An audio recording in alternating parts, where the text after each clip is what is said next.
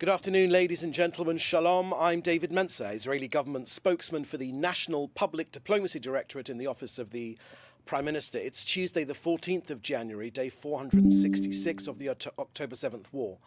I'll be providing you with an update and then we'll take your questions. Please put them in the chat together with your news outlet. Firstly, on our fallen soldiers, the number of fallen soldiers in this war has unfortunately risen to 840. All of the precious sons of Israel fell in battle in northern Gaza. Sergeant Yahav Mayan was 19 years old and from Modi'in. First Sergeant Danila Diakov was 21 and from Ma'ale Adumim. Sergeant Major in the reserves Alexander Fedorenko was 37 and from Bat Yam. Sergeant Eliav Astuker was aged 19 years old and from Ashdod. First Sergeant Aviel Weissman was 20 and from Poria Ilit. He was laid to rest today. First Sergeant Yoav Pfeffer was aged 19 and from Herzliya. He will be laid to rest later today. First Sergeant Guy Carmiel was aged 20 years old and from Gadera. He too will be laid to rest today. First Sergeant Yahav Hadar was 20 years old and from Kfar Tavor. He too will be laid to rest today. And finally, Captain Yair Yaakov Shushani was just 23 years old. He fell and was from Ma'alot Tarshicha. He too was laid to rest today. As the Prime Minister said on the news of these fallen soldiers, that this is indeed a difficult and sad day. Speaking on behalf of the nation, he said that the citizens of Israel sent their personal, deepest condolences to the families of these IDF heroes who fell in Gaza. They gave their lives for the security of our country, and the entire people of Israel embrace you and your families in your pain. We pray for the healing of the injured. May the memory of our heroes be blessed and cherished in our hearts always.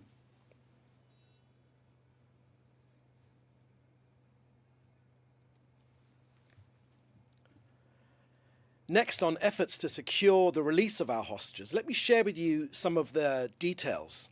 The negotiations for the return of our hostages are ongoing. Yes, the high-level Israeli delegation is currently in Doha in Qatar to advance a framework for the release of the hostages. 466 days now, cruelly held in Hamas captivity. The Prime Minister gave our negotiating team a broad remit for negotiations. From Israel's perspective, we are doing everything in our power to bring back all 98 hostages, the living and the deceased alike, among them women, children, and the elderly. Yes, there is real and continuous progress in these negotiations. Yes, this too is a sensitive time, and perhaps the less said, the better. And yes, we are moving closer, but it is not concluded yet. Hamas are yet to agree. Israel's principles are that we want to bring all of our people home, 98 of them, but right now we must preserve a certain level of confidentiality to get them all home. In stage one of the agreement, it will be humanitarian. Women, children, those suffering illness, older people. There were 34 names Israel supplied to negotiators in May 2024. Now there are 33 left after the confirmation of the murder of Yusuf Ziadni. We will not leave any of our hostages behind. Of the initial 33, most are alive. Now to the Houthis. This morning at 3 a.m., sirens sounded in central Israel. A missile was launched from Yemen. The missile was likely intercepted by Israel's Air Force, and there was damage to property, but thankfully no injuries.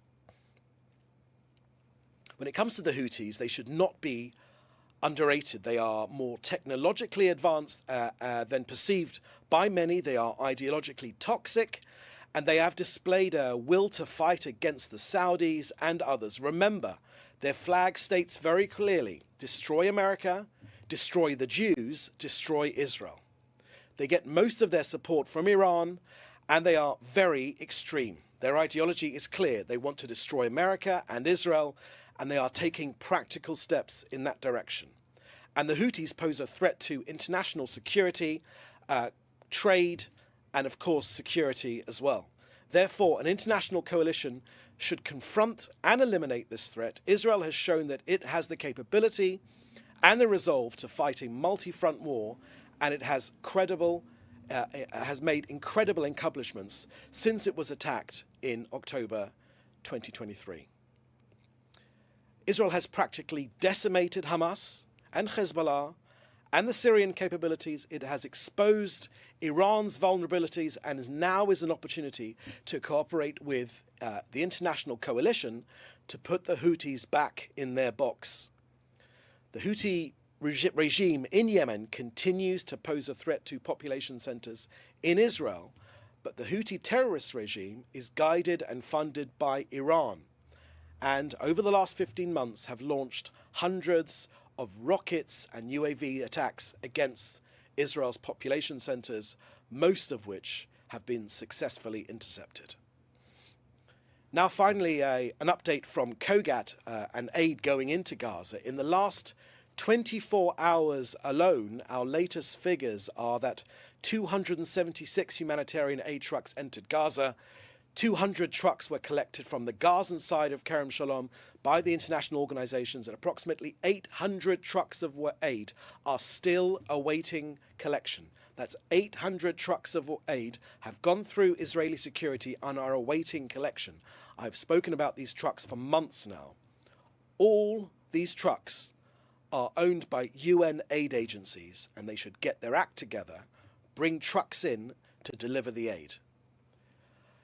A convoy of 31 trucks entered Gaza directly through Gate 96. 6 tankers of cooking gas and 5 tankers of fuel were designated for essential infrastructure and were transferred into Gaza, and 2 fuel tankers were also coordinated to northern Gaza for the refueling of water pumping stations. Just to give you an overall figure, since the start of this war, 1,303,000 tons of aid have gone into Gaza. So that's the end of our briefing today. Please put your questions in the chat here, and I'll be happy to take them. Please remember to put in your news outlet. Okay, first question I have here is from Joel Pollack at Breitbart News. Is Israel confident that the terms of a proposed hostage deal are good and they will not incentivize future hostage taking? Thank you for that question, Joel.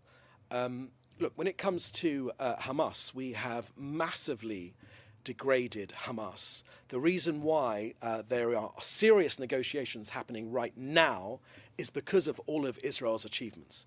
Iran have been dramatically pushed back. We've attacked their nuclear facilities. We have exposed their air defenses. Hezbollah have been pushed back as well, massively degraded.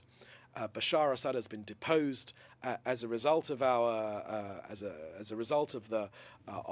what Israel has taken place in this region from Syria. Hamas as well have been greatly beaten back. So the reason, and we have of course taken out the leadership of Hamas, their major figures. So we know what has made Hamas willing to negotiate seriously now. But I won't dwell any more on your question because right now our priority is to get this deal done, to get it initiated. Right now it is Hamas. We are waiting on Hamas to agree to the next stage of this deal, which I've already outlined in my briefing. Next, does Israel have firefighting experience that could be relevant to Los Angeles and other cities around the world? Has Israel offered or sent relief teams to Los Angeles? Look, the close relationship between Britain and Israel, between the US and Israel, means that we are, of course, in constant discussion at every level of government, and no doubt there will have been discussions on this issue as well. Israel, as ever, stands ready to support the US. The US has been in Israel's corner since day one, since October the 7th, since the lowest time in our history of this country, the worst attack on Jews since the Holocaust. The US was there straight away in our corner, and of course it goes without saying that Israel is of course ready to support the US in any way that it deems necessary. When it comes to water, let me just say that Israel's water technology leads the world. The lack of water was seen as the reasoning behind the next potential war in this region. Israel's desalination technology means that we have pushed back that possibility. Sadly, terrorism has not been defeated here, but when it comes to water, we've led the world when it comes to water desalination plants and other water technology, which we are always have already tried to, and will always be happy to share with our partners in the US. Next question. From Jonah Fisher at the BBC. You keep saying that we're waiting on Hamas to agree the deal. Has Israel given the deal its approval? Thank you for that question, Jonah. Israel wants this agreement to succeed. The Prime Minister has given a broad remit to our negotiating team. Israel has already said that it's prepared to pay a heavy price just to get our people home. And that is what we will have said in the past, and that is true right now. Israel wants this agreement to succeed, and it's quite noble that you seem to be worrying whether Hamas has agreed to it or not. Our latest information I'm sharing with you right now is Hamas have yet to agree. The US has made clear that it has been Hamas that has been dragging its feet and not negotiating in good faith consistently since November 2023. Now they are taking these discussions more seriously because of the war aims, because of the degradation which Israel has made to Iran's axis of terror and evil. Phoenix TV, next question.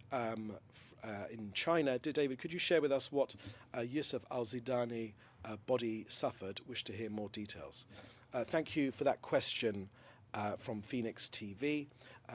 Zidani, unfortunately, Yusuf and his son Hamza were both found in a Hamas terror dungeon in one of their tunnels. Unfortunately, they were both found dead. It was Hamas that murdered them. If you want further information, then you'll be able to get that from the IDF. But of course, it is Hamas which has took them hostage and murdered them in captivity. This came as a crushing blow to Israel. We had hoped he was still alive, and he was, as I mentioned to you, was originally on this list of 34 that we handed over to the negotiating team. But unfortunately, we've recovered his body together with his son. Next question from Matthew Doran at ABC Australia. The 33 hostages that Israel wants released, over what period would they be released under any hostage deal? And how many Palestinians in Israeli jails are Israel willing to release in any deal? Thank you for that question, Matthew. You will understand that at this stage, we are unwilling to share all the details of this of the agreement we are working on until they are finalized. But let me share with you certain issues which I can share with you. Yes, there are 33 hostages that we want released. We've said that this is the humanitarian phase one of this deal, and they include women, people that are ill, the elderly. I shared with you over my shoulder the pictures of the Bibas children. That's why we're fighting this war, for heaven's sake. The Bibas children, aged 5 and 1, Kafir and Ariel Bibas. Their pictures have gone around the world, and they continue to drive forward our people in bringing our people home right now. There they are, right there. Those are the people on the initial period of this deal, in the first stage. I won't share with you more details on that. When it comes to Palestinian prisoners in Israeli jails. We're talking about convicted terrorists. Those are the people which Hamas want released. Convicted terrorists. I won't share too many details with you now, but I will say that Israel is prepared to pay a heavy price to get our people home. All of them, 98 remaining. Israel is prepared to pay a heavy price in the hundreds. Okay, next question. Okay, that seems to be the last question here.